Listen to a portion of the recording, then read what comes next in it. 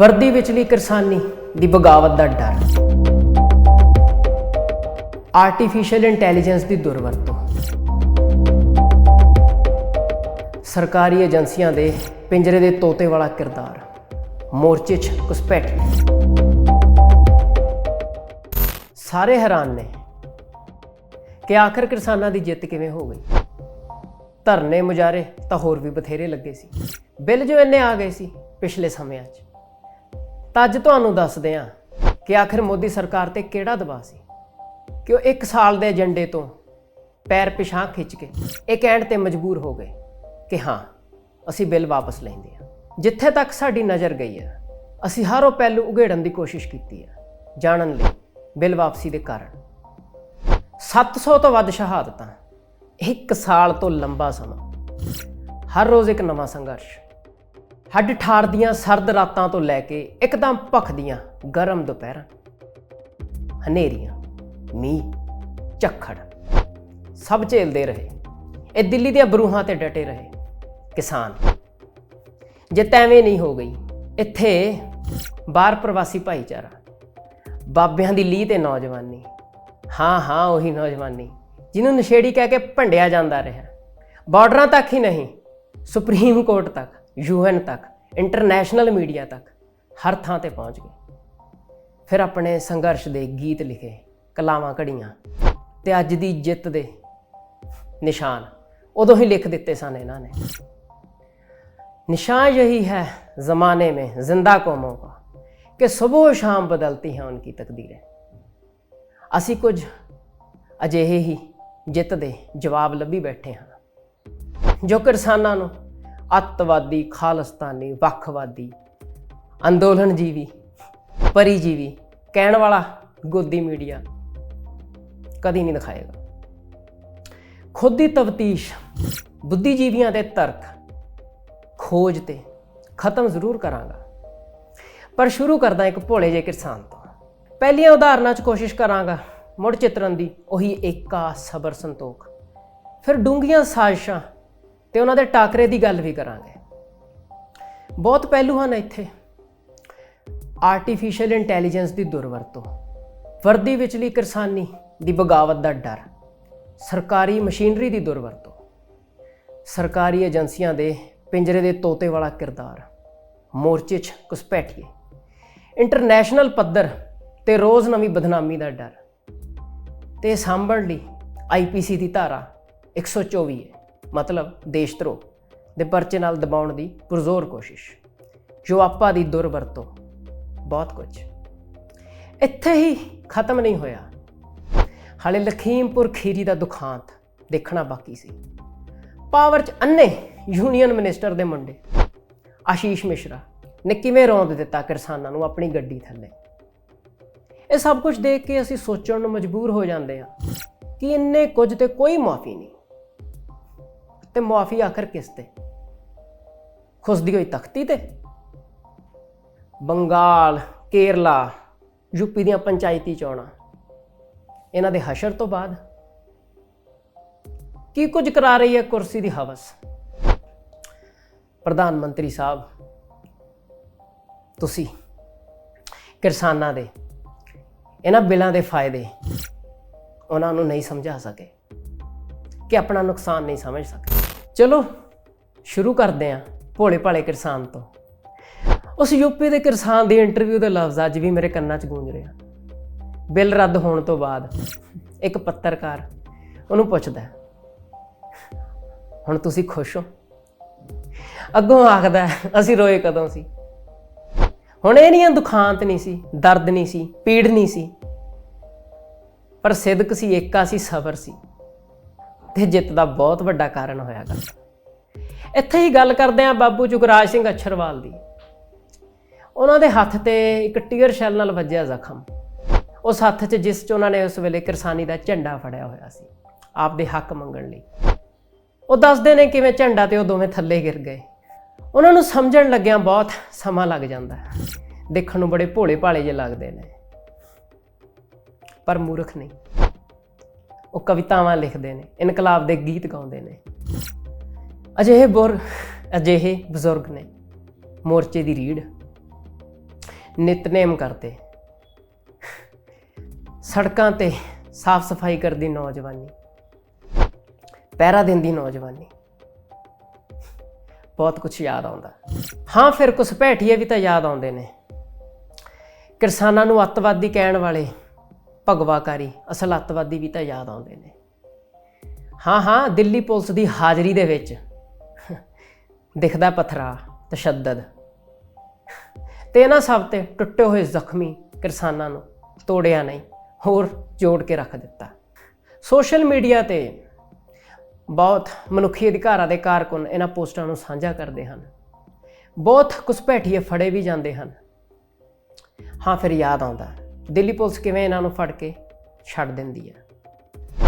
26 ਜਨਵਰੀ ਦੀ ਘਟਨਾ ਵਿੱਚ ਸਟੇਟ ਦਾ ਆਪਣੇ ਹੀ ਕਿਸਾਨਾਂ ਨਾਲ ਗੁੰਮਰਾਹਕੁਨ ਕਰਨ ਵਾਲਾ ਰਵੱਈਆ ਸਾਹਮਣੇ ਆਉਂਦਾ। ਹੁਣ ਤੁਸੀਂ ਇੱਥੇ ਸਮਝ ਸਕੋਗੇ ਕਿਸਾਨਾਂ ਨੂੰ ਬਦਨਾਮ ਕਰਨ ਦੀ ਉਹ ਮਾਸਟਰ ਪਲਾਨ ਜਾਂ ਮਾਸਟਰ ਪਲੈਨਿੰਗ, ਇੱਕ ਪਲਾਨ ਨਹੀਂ ਬਹੁਤ ਪਲਾਨ। ਟਕੈਤ ਸਾਹਿਬ ਦੇ ਅਥਰੂਆਂ ਨੇ ਬਹੁਤ ਕੁਝ ਸਾਫ਼ ਕਰ ਦਿੱਤਾ ਤੇ ਮੋਰਚਾ ਫੇਰ ਭਰਨ ਲੱਗ ਪਿਆ। 26 ਜਨਵਰੀ ਤੋਂ ਅੱਗੇ ਜਾਣ ਤੋਂ ਪਹਿਲਾਂ ਕੁਝ ਪਿਛਲੀਆਂ ਤਰੀਕਾਂ ਯਾਦ ਕਰਾਉਣਾ। 17 ਸਤੰਬਰ ਲੋਕ ਸਭਾ ਦੇ ਵਿੱਚ ਇਹ ਕਾਨੂੰਨ ਪਾਸ ਕੀਤੇ ਗਏ। 20 ਸਤੰਬਰ ਰਾਜ ਸਭਾ ਦੇ ਵਿੱਚ ਵੌਇਸ ਨੋਟ ਜ਼ਰੀਏ ਇਹਨਾਂ ਨੂੰ ਟਪਾਇਆ ਗਿਆ ਜਾਂ ਖਾਨਾ ਪੂਰਤੀ ਕੀਤੀ ਗਈ, ਜਾਂ ਥੋੜੇ ਇੰਟੈਲੈਕਚੁਅਲਸ ਦੀ ਭਾਸ਼ਾ ਦੇ ਵਿੱਚ ਗੱਲ ਕਰ ਲਈਏ ਤੇ ਇਹਨੂੰ ਬੁਲਡੋਜ਼ ਕੀਤਾ ਗਿਆ। ਬੁਲਡੋਜ਼ ਕਿ ਆਪਾਂ ਕਹਿੰਦੇ ਹਾਂ ਬੁਲਡੋਜ਼ਰ ਜਿਵੇਂ ਸੜਕ ਤੋਂ ਲੰਘ ਜਾਂਦਾ ਰੋਂਦ ਕੇ, ਉਵੇਂ ਲੋਕਾਂ ਦੀਆਂ ਜਿਹੜੀਆਂ ਇੱਕ ਡੈਮੋਕ੍ਰੈਟਿਕ ਵੈਲਿਊਜ਼ ਨੇ, ਲੋਕ ਪੱਖੀ ਤਾਕਤਾਂ ਨੇ, ਉਹਨਾਂ ਨੂੰ ਰੋਂਦ ਕੇ ਇਹਨਾਂ ਨੂੰ ਲਿਆਂਦਾ ਗਿਆ। ਸਤੰਬਰ 24 ਪੰਜਾਬ ਰੇਲ ਰੋਕੋ ਦਾ ਨਾਰਾ ਆਇਆ, ਪਰ ਇਹਨਾਂ ਨੂੰ ਫਰਕ ਨਹੀਂ ਪਿਆ। 27 ਸਤੰਬਰ ਨੂੰ ਰਾਸ਼ਟਰਪਤੀ ਦੀ ਮਨਜ਼ੂਰੀ ਦੇ ਦਿੱਤੀ ਗਈ ਤੇ ਇਹਨਾਂ ਬਿੱਲਾਂ ਨੂੰ ਸਰਕਾਰੀ ਗਜ਼ਟ ਤੇ ਚਾੜ ਦਿੱਤਾ ਗਿਆ। 2 ਮਹੀਨੇ ਦੇ ਸ਼ਾਂਤਮਈ ਪ੍ਰਦਰਸ਼ਨ ਤੇ ਮਿਲੀ ਜ਼ਲਾਲਤ। 25 ਨਵੰਬਰ ਦਿੱਲੀ ਚਲੋ ਦਾ ਨਾਰਾ ਤੇ ਅੱਜ 26 ਨਵੰਬਰ, ਪੂਰਾ 1 ਸਾਲ। ਫਿਰ ਦਸੰਬਰ 3 ਸਰਕਾਰ ਨਾਲ ਯੂਨੀਅਨ ਦੇ ਲੀਡਰਾਂ ਦੀ ਪਹਿਲੀ ਮੀਟਿੰਗ, ਦਸੰਬਰ 5 ਦੂਜੀ ਮੀਟਿੰਗ, ਦਸੰਬਰ 8 ਭਾਰਤ ਬੰਦ। ਜੋ ਸਿੱਟੇ ਚਾਹੀਦੇ ਸਨ ਉਹ ਮੀਟਿੰਗ 'ਚ ਨਹੀਂ ਨਿਕਲੇ। 12 ਜਨਵਰੀ ਸੁਪਰੀਮ ਕੋਰਟ ਵੱਲੋਂ ਸਟੇ ਲਾ ਦਿੱਤਾ ਗਿਆ। ਸਟੇ ਇਸ ਲਈ ਲਾ ਦਿੱਤਾ ਗਿਆ ਕਿਉਂਕਿ ਸੁਪਰੀਮ ਕੋਰਟ ਦੀਆਂ ਦਿੱਤੀਆਂ ਟਿੱਪਣੀਆਂ ਮੁਤਾਬਕ ਉਹ ਹੈਰਾਨ ਸੀ ਕਿ ਇੱਕ ਸਟੇਟ ਆਪਣੇ ਹੀ ਲੋਕਾਂ ਨਾਲ ਕਿਵੇਂ ਦਾ ਵਰਤਾਰਾ ਕਰ ਰਹੀ ਹੈ। ਸੁਪਰੀਮ ਕੋਰਟ ਦੇ ਚੀਫ ਜਸਟਿਸ ਨੇ ਬਹੁਤ ਡਰ ਜਤਾਏ ਤੇ ਉਹਨਾਂ ਦੇ ਵਿੱਚ ਇੱਕ ਡਰ ਇਹ ਵੀ ਸੀ ਕਿ ਖਿਆਲ ਰੱਖਿਓ ਸਾਡੇ ਹੱਥ ਖੂਨ ਦੇ ਨਾਲ ਨਾ ਰੰਗ ਦਿੱਤੇ ਜਾਣ। ਪਰ ਸਾਡੀ ਪੱਤਰਕਾਰੀ ਸਬੂਤ ਦਿੰਦੀ ਹੈ ਕਿ ਹੱਥ ਖੂਨ ਦੇ ਨਾਲ ਰੰਗੇ ਜਾ ਚੁੱਕੇ ਸਨ। 29 ਜਨਵਰੀ ਨੂੰ ਸਰਕਾਰ ਦੁਆਰਾ ਨਾ 1.5 ਸਾਲ ਲਈ ਸਸਪੈਂਡ ਦਾ ਪ੍ਰਪੋਜ਼ਲ ਦਿੱਤਾ ਗਿਆ। 1.5 ਸਾਲ ਲਈ, ਪੱਕੇ ਨਹੀਂ। ਹਾਂ, ਇਸੇ 'ਚ ਇੱਕ ਪਾਸੇ ਕਿਸਾਨਾਂ ਨਾਲ ਮੀਟਿੰਗਾਂ ਦਾ ਦੌਰ ਬੇਸਿੱਟਾ। ਹਾਂ, 26 ਜਨਵਰੀ ਤੋਂ ਬਾਅਦ ਵਾਲੀ ਸਾਈਬਰ ਕ੍ਰਾਈਮ ਟੂਲ ਕਿਟ। ਹਾਂਜੀ, ਉਹੀ ਦਿੱਲੀ ਪੁਲਿਸ ਦੁਆਰਾ ਇੰਟਰਨੈਸ਼ਨਲ ਐਕਟਿਵਿਸਟ ਗ੍ਰੇਟਾ ਥਨਬਰਗ ਦੀ ਕਿਸਾਨਾਂ ਦੇ ਦਰਦ ਲਈ ਆਵਾਜ਼ ਉਠਾਉਣ ਨੂੰ ਇੱਕ ਸਾਜ਼ਿਸ਼ ਕਰਾਰ ਦੇ ਦੇਣਾ, ਤੇ ਇੱਕ ਛੋਟੀ ਜਿਹੀ 22 ਸਾਲ ਦੀ ਦਿਸ਼ਾ ਰਵੀ ਤੇ ਪਰਚਾ। ਹੋਰ ਵੀ ਬਹੁਤ ਪਰਚੇ ਹਨ।